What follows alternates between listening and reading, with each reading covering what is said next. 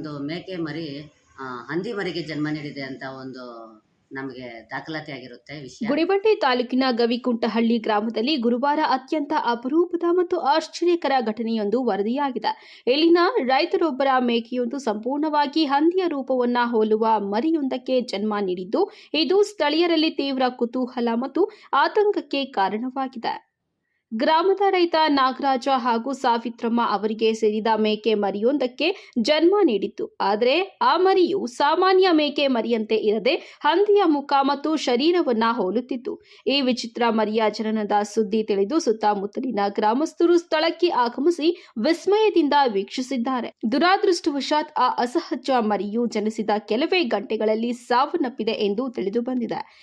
ಈ ಅಸಾಮಾನ್ಯ ಘಟನೆ ಕಂಡ ಗ್ರಾಮಸ್ಥರು ಇದನ್ನ ಕೇವಲ ಪ್ರಕೃತಿ ವೈಪರೀತ್ಯ ಎಂದು ಭಾವಿಸದೆ ಧಾರ್ಮಿಕ ಮತ್ತು ಜ್ಯೋತಿಷ್ಯದ ದೃಷ್ಟಿಕೋನದಿಂದ ನೋಡುತ್ತಿದ್ದಾರೆ.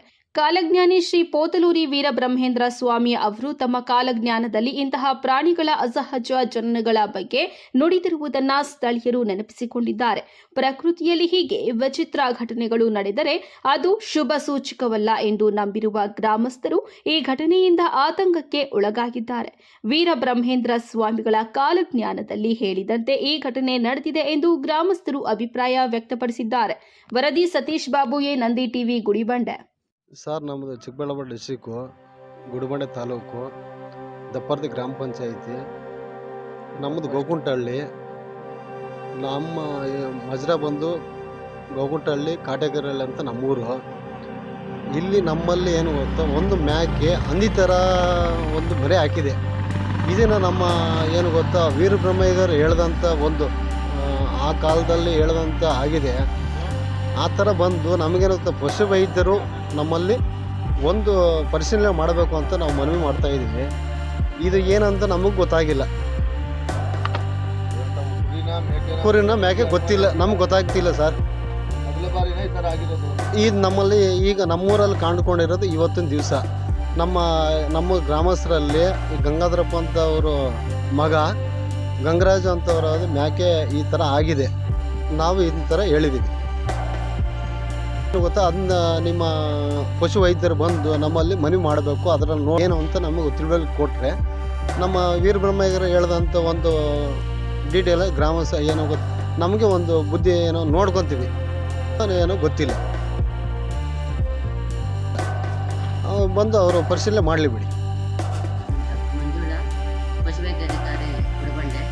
ನಮಗೆ ದಪ್ಪರ್ತಿ ಗ್ರಾಮ ಪಂಚಾಯತಿಯಿಂದ ಗೌಕುಂಟಹಳ್ಳಿಯಲ್ಲಿ ಒಂದು ಮೇಕೆ ಮರಿ ಹಂದಿ ಮರಿಗೆ ಜನ್ಮ ನೀಡಿದೆ ಅಂತ ಒಂದು ನಮಗೆ ದಾಖಲಾತಿ ಆಗಿರುತ್ತೆ ವಿಷಯ. ಅದಕ್ಕೆ ನಾವು ಖುದ್ದಾಗಿ ಹೋಗಿರ್ತೀವಿ. ಅಲ್ಲಿಗೆ ಹೋದರೆ ಅಲ್ಲಿ ಜನಸಂದಣಿ ಇರುತ್ತೆ. ಆದರೆ ಜನ ಎಲ್ಲ ಬಂದು ನೋಡ್ತಾ ಇರ್ತಾರೆ, ಹಂದಿ ಮರಿ ಹುಟ್ಟಿದೆ ಅಂತ. ನಾನು ಖುದ್ದಾಗಿ ನೋಡಿದ್ರಲ್ಲಿ ಅದರದ್ದು ಬಾಯಿ ಸ್ವಲ್ಪ ಗ್ರೋತ್ ಕಡಿಮೆ ಆಗಿದೆ. ಅಷ್ಟು ಬಿಟ್ಟರೆ ಇನ್ನೆಲ್ಲದರಲ್ಲೂ ಮೇಕೆನೇ ಹೋಲುತ್ತೆ. ಹಾಗೂ ಅದನ್ನು ನಾವು ಕೂಲಂಕುಷವಾಗಿ ಪರಿಶೀಲನೆ ಮಾಡಿದಾಗ್ಲೂ ಅದು ಎಲ್ಲೂ ಹಂದಿ ಥರ ನಮಗೆ ಅನಿಸಿಲ್ಲ.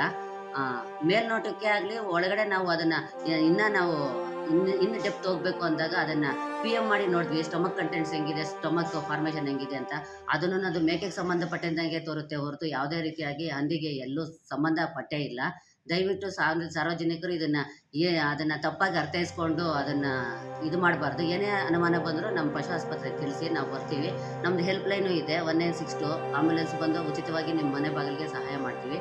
ಹಾಗೂ ಅದು ಸುಳ್ಳು ವದಂತಿ ಆಗಿರುತ್ತೆ.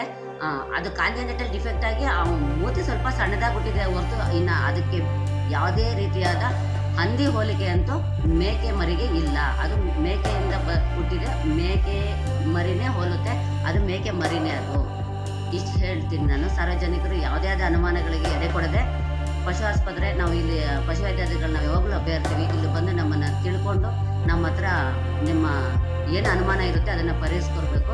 ಸುಮ್ಮನೆ ಸುಳ್ಳು ವದಂತಿನ ಎಲ್ಲೂ ಹಬ್ಬಿಸ್ಬೇಡಿ. ಇದು ಮೇಕೆ ಮರಿನೇ ಅಂತ ನಾನು ಖಚಿತವಾಗಿ ಹೇಳ್ತಾ ಇದ್ದೀನಿ. Thank you.